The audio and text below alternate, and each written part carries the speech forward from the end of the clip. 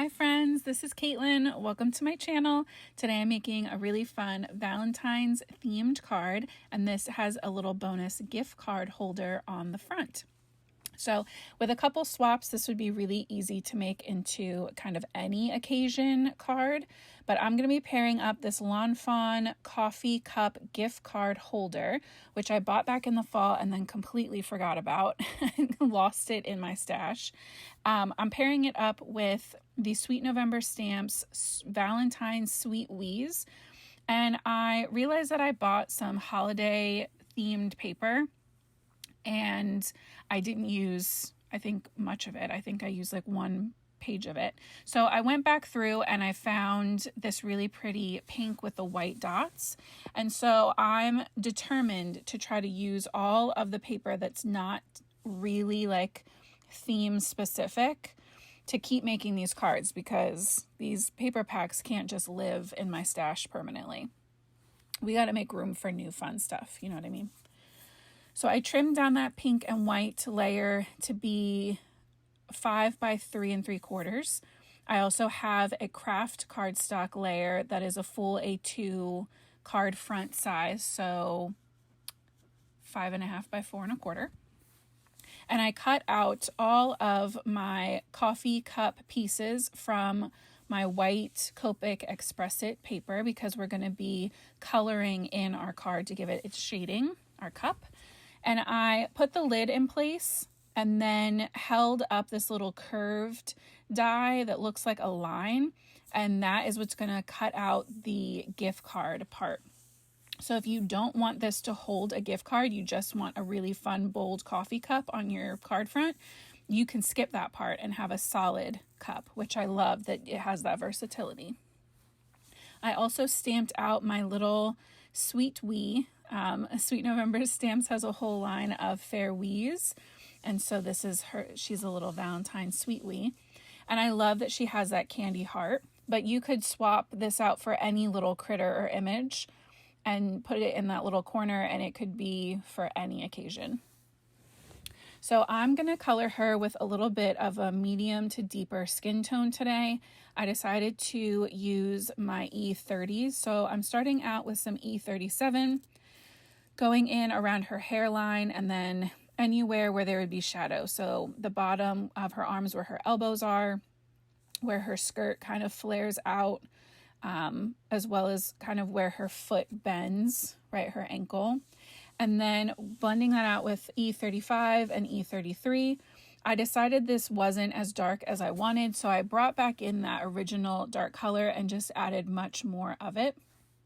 So 37, then we'll blend that back out one more time with the 35. And then I actually ended up bringing in just a little bit of E31 to kind of soften the center of the face and create more contrast. Because if the center of the face is lighter, then the outer parts of the face will automatically look darker. I added some blush to match that pink paper, and then I decided to make her a brunette. So my go-to brunette color combo is a E49, 59, 57. So I'm going in with that 49 first, kind of following the like the curves that are already drawn out for us, creating kind of spirals. And then I'm going to blend those out and start thickening those lines, adding in a good bit of shadow and really kind of filling in the part that's like where her up against her head, where the hair is brushed back. And then filling in everything that's left with that E57. And I just love how like warm this brown brunette color combo is. I also this time wanted to go back in with that darkest color one more time, just to really emphasize all of that texture. And I didn't blend it back out that second time. I just went over those lines and left it. So because I knew I was doing pink on the heart and on that pattern paper, I wanted to bring in one other color. And so I decided to go for yellow. So I made her dress this really fun kind of buttery, sunshiny yellow. And we're going to use those same colors for the sleeve of our coffee cup. And again, if this was like more of a fall card, you could just swap out any of those colors. But I think this general like sketch and placement of all of this is just so cute. For the heart, I did want to try to make my pinks match. I wanted my heart to be as close to the pink of that pattern paper. So I went for these R80 markers. I started with just the tiniest bit of 89 because it's so dark, but I really wanted there to be a significant shadow at the bottom of the heart and then where her elbows are touching it. So then I blended that out with a really thick wash of that R85 to help everything kind of soften and blend and transition from that 89 because it's just such a big jump. Then I blended that out with my 83, and I'm leaving the space around the actual sentiment and like between the letters pretty open so that we can come in with one final color, that 81. And even though I had let this dry and I don't usually have problems with my ink bleeding or smearing, I did have a little bit, anytime I use like those really, really light markers, the zeros or the ones, I know there's a risk. So I had a little bit of smearing. I'm not concerned about it, but just keep that in mind. You might want to hit it with a heat tool if you're concerned, or just being really careful about scrubbing over your sentiment if you're going in with very pale markers. So for the coffee cup itself, I decided to go with some warm grays. I like to do warm grays on the cup and cool grays or neutral grays on the lid. I think it just gives the look of paper versus plastic a little bit more without you having to really like do any extra work. It's just swapping out colors. So for the cup, I also decided to bring in some E41 and E40 because my super light warm gray markers need a refill stat. So if that happens to you and you feel like one of the colors you need is running low, check to see if there's any other colors in your stash that you can make a sub for, because chances are you have something that will work. For that lid, like I said, I swapped over to the neutral grays, and I'm adding most of that shading on the outer part of each section. I am leaving a little bit of a highlight on the edges so my marker does not go all the way to those outer edges. That creates a kind of curved effect where you'd have some reflective light highlighting the plastic. I did the same thing with the cup, but for me the cup was more about using those stitch lines to create that outer edge. For the sleeve, like I said, we're using those same super buttery, really cheery yellows. So Y38 was that darkest. Y35 is my next shade down. I apologize for this kind of being out of frame a little bit. I didn't realize that I wasn't holding it up high enough. From 35, we'll jump down to 32, and that one's going to take a little bit of work, kind of going back and forth over those edges to get that smooth blend. So if you have to do some layering, don't panic. And then Y00 was my lightest shade that I just ran through the middle. Again, creating that nice highlight through the middle is going to make that really look curved. I also die cut one pass through with the little coffee bean die that's part of this set. And to keep them in place, I have them stuck on the back of a full stick Post-it note. And that way I could just wrangle them a lot easier this way. I went through all of these E20s for my shading. And again, I came back with the E29 just over where the split in the bean is to darken that up a little bit. And I fussy cut out my little sweet wee. She's very simple to cut. I love the wees in general for that. Amy is really good about having images that are easier to cut because Sweet November Stamps does not have coordinating dies. So something to keep in mind. I am on the Sweet November Stamps design team. This is not like a sponsored video.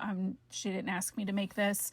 This set is actually from last year or maybe even the year before. There is another release coming soon, so keep an eye out for that if you are a Sweet November Stamps fan.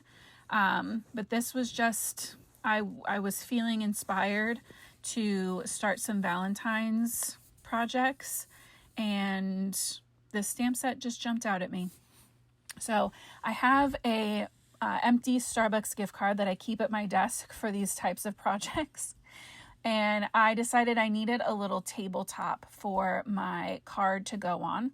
So I had this scrap of wood grain paper from the Grain and Grunge paper pad from Honeybee Stamps in my little scrap bin next to my desk. So I grabbed that, trimmed off just a little chunk of it so that it can sit on the bottom of that pink layer.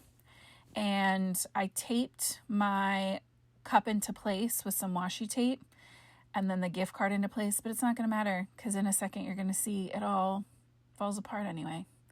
So I just added some tape runner to that wood grain layer, and I'm going to just hold it back in place on the card front. It was really easy to put together. I didn't need to sweat, taping it down.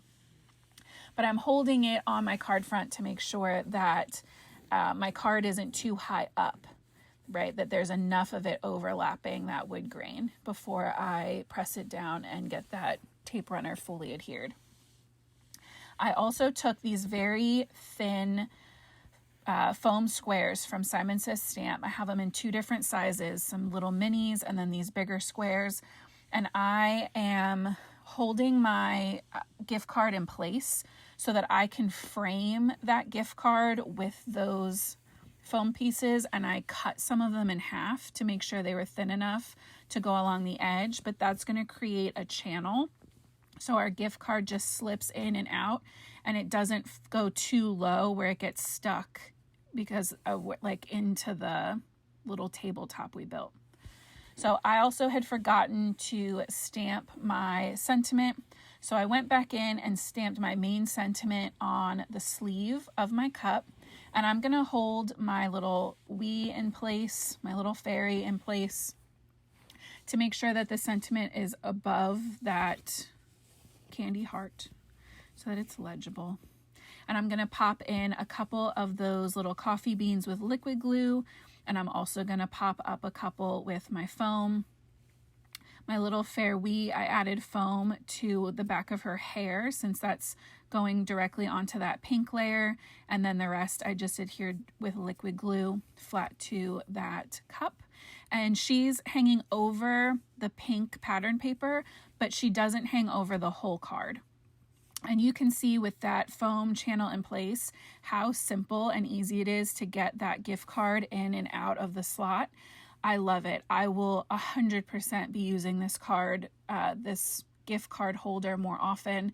I'm a coffee lover, so if you have a coffee lover in your life, I hope this card inspires you, whether it's for Valentine's Day or another occasion. Thank you so much for coming to hang out with me. I'll be back soon with more card inspiration. Have a great day, and until next time, guys, happy crafting.